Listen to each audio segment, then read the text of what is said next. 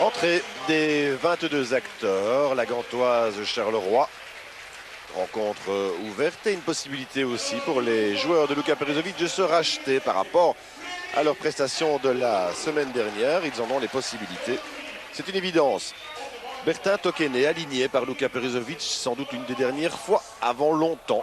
Rappelez-vous, ces deux coups de tête il y a quelques semaines vont sans doute lui coûter très cher.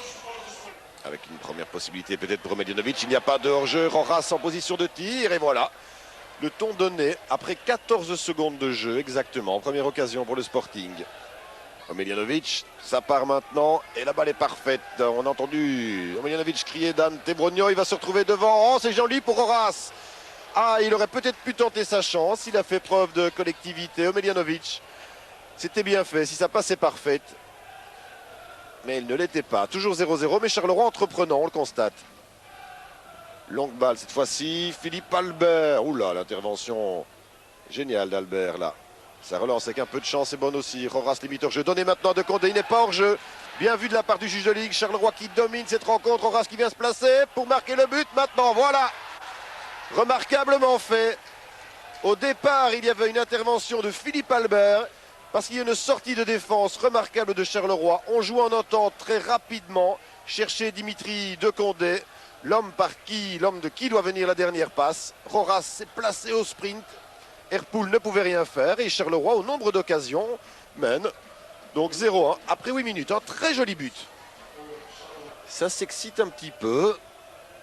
Mermic attentif, il ne sort pas, il est sur sa ligne. Roussel, oh, pas de chance. Albert, Roussel toujours.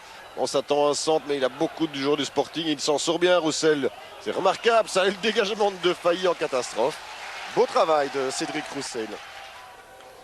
Nouveau coup de coin, c'est le 6e pour Gand. Dangereux, ça, et la reprise de Mermic. Il ne sait rien faire, là. C'est dommage pour le Sporting de Charleroi, mais il avait bien suivi Tamas Zekeres. Un nouveau coup de coin pour les Gantois. C'est vrai qu'ils dominaient à ce moment-là, mais Charleroi semblait bien gérer. Une première reprise, Mermic qui repousse là. Zekeres qui suit l'égalisation. Alors qu'il reste 21 minutes dans cette première mi-temps. Un but partout. Et la Gantoise qui continue sur sa lancée du but d'égalisation. La reprise possible de Dragutinovic. Oh, c'est dangereux. Oh, c'est bien fait de la part de Roussel. Mais qu'est-ce qu'il nous sort comme but là, Cédric Roussel. Magnifique vraiment. Alors que la Gantoise venait d'égaliser par Zekeres. Un joli mouvement gantois. Mais alors, que dire de la reprise acrobatique de Cédric Roussel. Elle a laissé Mermic, mais complètement pantois. Et la Gantoise qui, en l'espace de quelques minutes, reprend l'avantage. Cédric Roussel, magnifique. Appel de balle de Carif. Donne bien à Zekeres. Et ça va être un carton.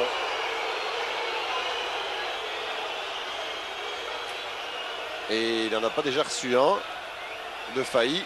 Parce que si c'est de Failly, oui, c'est lui. Il va recevoir le carton rouge. Monsieur Verbist va dans son petit carnet. Il va recevoir le carton rouge. Cette carte-ci est parfaitement méritée, bien sûr. Donc Charleroi va devoir jouer à 10. Mais par contre, quand on revoit ici au ralenti le carton jaune, le premier carton jaune de Franck de Failly, celui-là n'était pas mérité du tout. Il joue le ballon, il marche un peu sur le ballon, regardez. Et voilà Charleroi qui, à 13 minutes du repos, va terminer cette rencontre à 10. Éric Joly à la manœuvre pour la Gantoise. Et bonne passe pour Vazov. Le tir maintenant. Bien essayé. De Condé. À nouveau le Croate. Perte de balle de Yerkan qui n'est pas vraiment dans le match. Lui, c'est Dragutinovic qui en profite. Roussel est venu. Il va y aller seul. Le tir. Il y avait Vazov. Il y avait Roussel. Il a pris ses responsabilités. Mais au départ de l'action, regardez, une fois encore, cette erreur. Faute technique de Yerkan. Ce n'est pas la première depuis le début de la rencontre. Dragutinovic a toute allure. Ah, il faut prendre une décision très rapidement. Perte de balle de Condé pour Brogno éventuellement. Non, de Condé garde ce ballon, il a raison. Il attend un soutien. Le voici avec Omedjanovic. Tokene qui est parti à droite. Le voilà, bien fait. Roras qui attend. C'est intéressant pour Charleroi. Le centre en retrait. Ah non, sur Herpoul. Kéré est trop court. Ils sont à 2 contre 1. Carif tout de suite maintenant. Pour Skepens, c'est trop tard.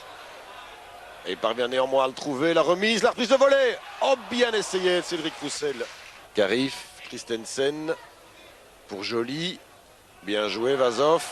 Le petit lob. Ah, on le voyait venir. Et il l'a touché du bout des doigts. Mermic.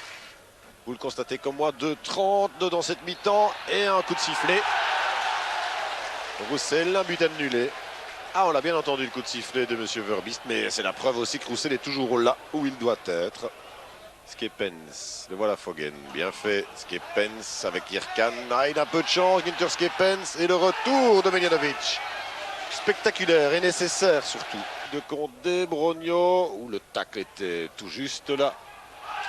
Et la contre-attaque maintenant avec Skepens, Tokene qui revient à toute allure, Skepens sur son bon pied, le tir sur Mermic. Vazov, la Gantoise qui met un petit peu de pression, Vazov qui en élimine un, penalty. Penalty de Philippe Albert. Et ce qui est dommage pour la Gantoise, alors qu'il y a Albert là qui est en train de des petites bêtises. Ce qui est dommage, c'est que le dégagement là de Mermic n'a vraiment pas été compris. Et c'est suite à une stupide perte de balle que Albert a, semble-t-il, même accroché. Vazov donc, penalty. Il reste 20 minutes dans cette rencontre et c'est Cédric Roussel qui va s'élancer pour son deuxième but. Oui, pas de problème. Plat du pied, à contre-pied. Mermic est battu pour la 3e fois. Rabat. Et les joueurs de Luka Perizovic paraissent très nerveux. M'étonnerait qu'à moitié, s'il y avait des cartons ou en tout cas des incidents de jeu. Voilà, comme ce genre-là. Avec Omeljanovic qui demande à Dragutinovic de se lever. Et je vous le signalais, il y a beaucoup de nervosité et ça ne va pas s'arrêter là. Il y a des coups qui se perdent. L'arbitre essaye tant bien que mal, mais ils s'y mettent tous. Ah, c'est lamentable, ils sont là tous les 22. Il y en a bien quelques-uns qui essayent de mettre un petit peu d'ordre là-dedans. Mais c'est pratiquement impossible, évidemment. Bien sûr, la décision, il y a quelques minutes, d'accorder le penalty avait été discutée par tous les joueurs. Tout va se calmer. Et une poignée de main qui termine l'aventure. Dragutinovic, Omeljanovic. Bien joué pour Arst. C'était Joly qui avait passé cela. Retour de Rabat. Oh, il passe à travers tout et il va marquer. Non, Mermic, la reprise de Roussel sur le poteau. Et là encore un tir, il était hors jeu. Mais la défense du Sporting se fait quand même dribbler facilement. Descente pour Nielsen. Arst est tout seul.